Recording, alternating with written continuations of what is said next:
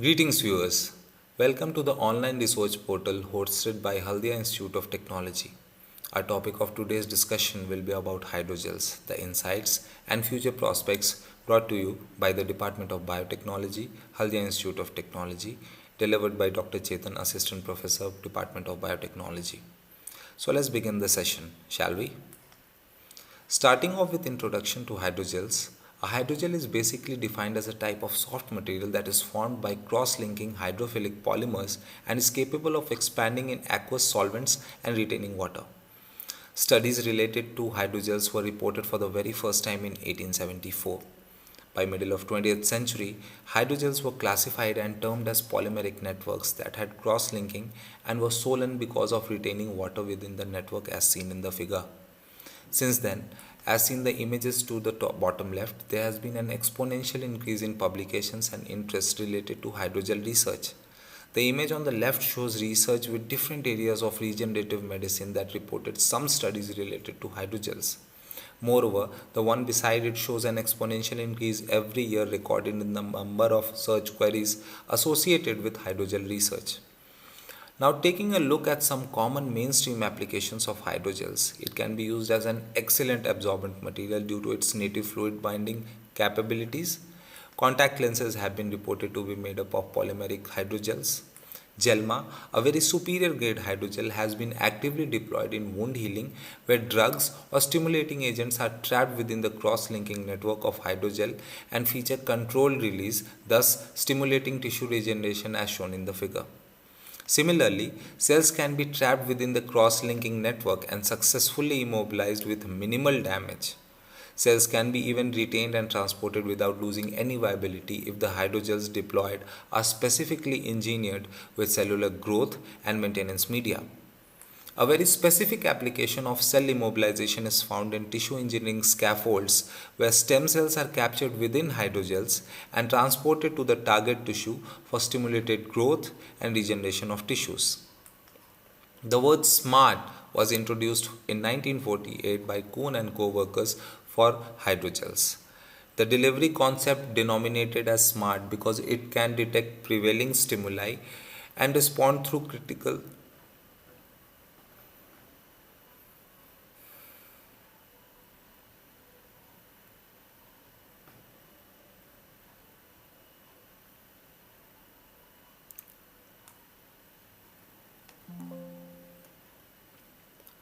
Greetings, viewers. Welcome to the online resource portal hosted by Haldia Institute of Technology. Our topic of today's discussion will be about hydrogels, the insights and future prospects, brought to you by the Department of Biotechnology, Haldia Institute of Technology, and delivered by Dr. Chetan, Assistant Professor, Department of Biotechnology. So let's begin the session, shall we? Starting off with the introduction to hydrogels, a hydrogel is basically defined as a type of soft material that is formed by cross-linking hydrophilic polymers and is capable of expanding in aqueous solvents and retaining water. Studies related to hydrogels were reported for the very first time in 1874. By middle of 20th century, hydrogels were classified and termed as polymeric networks that had cross-linking and were swollen because of retaining water within the network as seen in the figure. Since then, as seen in the images to the bottom left, there has been an exponential increase in the publications and interest related to hydrogel research. The image on the left shows research with different areas of regenerative medicine that reported some studies related to hydrogels. Moreover, the one beside it shows the exponential increase every year recorded in the number of search queries associated with hydrogel research.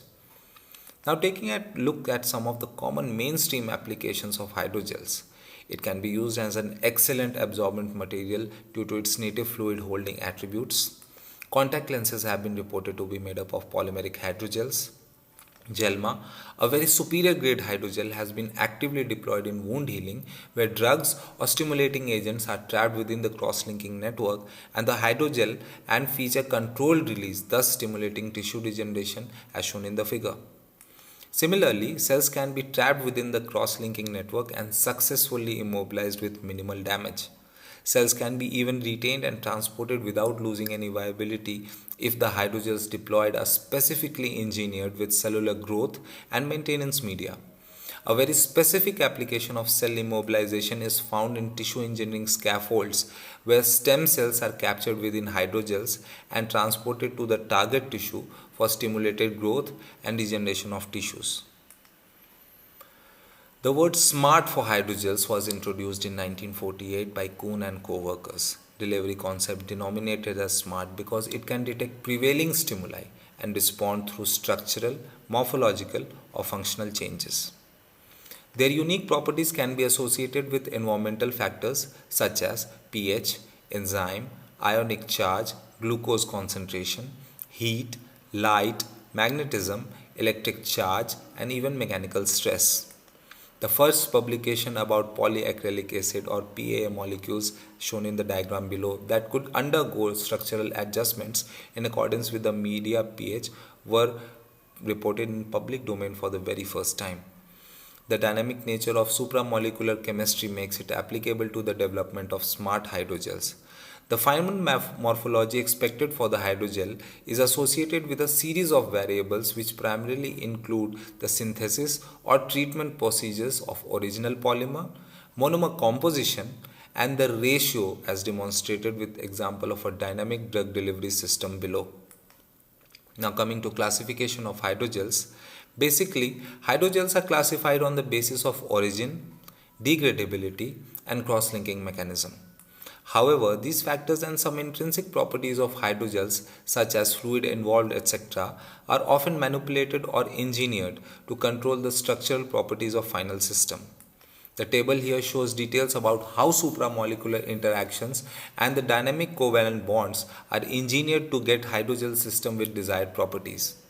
When successfully deployed, the changes can result in degradation properties, drug release, swelling changes in shape or surface, conformational modifications, or micellization to the user's liking.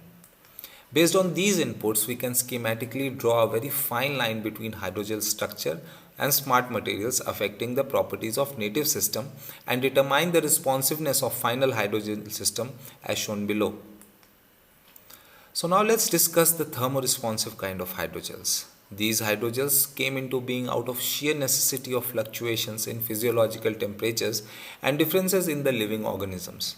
Their applicability is what makes them most studied and engineered hydrogels spanning regenerative medicine and drug delivery system. Generally, there are only two kinds of thermoresponsive hydrogels: the lower critical solution temperature, abbreviated as LCST, and upper critical solution temperature, abbreviated as UCST, as shown in the phase diagrams below, plotted as temperature versus polymer volume fraction. Just for sake of some figures, Google Scholar reported only around 44 publications for UCST and over 300 for LCST, which clarifies the workability and applicability of both classes of thermoresponsive hydrogels. As seen in the figure, it is very easy to comprehend how these hydrogels would interact with a change in temperature. Several polymers can be included in both LCST as well as UCST classes. For example, PEO, which shows a loop-shaped miscibility gap with UCST greater than LCST. For LCST hydrogels at lower temperature, water molecules are arranged around the polymer. The increase of temperature reduces the energy associated to the water-polymer interaction. Thus, the polymer dehydrates, transforming itself into a more hydrophobic structure and causing phase separation as shown in the top left corner. Table 2 shows molecular structure of some thermoresponsive polymers and how they would interact with temperature shift. Moreover, phase transition temperature of some common LCST and UCST polymers has also been listed along with applications of such thermoresponsive polymers in drug delivery systems tabulated as table 3. Here we see how hyaluronic acid engineered hydrogel system behaves when temperature is greater than CGT. Apart, a hydrogel based adhesive system is shown that is functional only at body temperature. Hematoxylin and eosin strained in vivo micrographs exhibit the applicability and regeneration through thermoresponsive injectable PNI-PAAM hyaluronic acid copolymer hydrogel system for adipose tissue engineering, and tissue growth is visible at all proper locations. Electric, magnetic fields, and light exposure are main external physical stimuli that can be used to tune drug release kinetics from smart hydrogels. Once this stimulus can be controlled, they have an advantage of modulating drug release spatially as well as temporarily. Photosensitive polymers can change their physiochemical properties or degrade in response to light irradiation of appropriate wavelength and intensity. There are basically two types of UV light response. First, photopolymerization, and second, photocleavage, as shown in the figures. Now, there are two main disadvantages of using UV light as reported that are related to its low penetration due to its intrinsic properties associated with wavelength and the fact that it's carcinogenic. Some researchers have found an alternative to UV light where we use UCNPs which are able to convert photon energy absorbed from NIR light into UV light in localized form as shown in illustrations, thus eliminating all negatives of using UV light. Now coming to charge and magnetism responsive hydrogels, they are classified as hydrogel systems that can change their properties under influence of ionic or electric charge or magnetic field. They are termed as electroconductive hydrogels ECHs developed from polyelectrolytes or from ICPs. Here we have structure of some of the conductive polymers such as polyacetylene, polyphenylene vinylene system, polypyrrole and polythiophene system, and polypyrrole and polyphenylene sulfide system. Below is the schematics of how charge and magnetic field affects the properties of hydrogels and its applicability in drug release system. The development of magnetic nanomaterials has been the source of discovery for spectacular new phenomena with potential application in numerous fields including bioimaging. The HFMFs are less invasive than electric fields or light exposure, and magnetic hydrogels developed by inclusion of MIONs in the polymer matrices have found their application in many fields. The MION's polymer ratio is what determines the saturation magnetization and consequently the drug release performance as shown below. Just like thermoresponsive hydrogel systems, pH responsive systems were fabricated due to the fact that human body exhibits substantial pH changes in different body parts when functioning normally as seen in the physiological map below. Additionally, some diseases can also cause pH changes in human body. Similar to macromolecules, a polymer network contains ionizable groups that can donate or accept protons in response to pH. In aqueous solutions, they are polyelectrides and their relation with pKa values is illustrated. Basically, there are two types of pH responsive hydrogels, namely polyacids and polybases as listed below. Table 4 shows several applications of pH responsive hydrogel systems.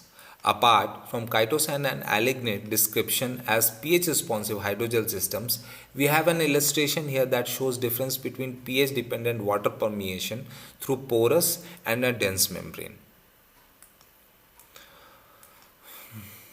Important feature of hydrogels considered that some biological processes such as nerve excitation, muscle contraction and cell locomotion involve ionic strength modification. Generally, the mechanism of ionic strength responsive polymers is that the added salt will reduce the electrostatic interactions between copolymers or between polymers and other molecules as listed or illustrated below. Some weak PAAs and MAAs shows increased degree of ionization upon addition of lithium methoxide salt.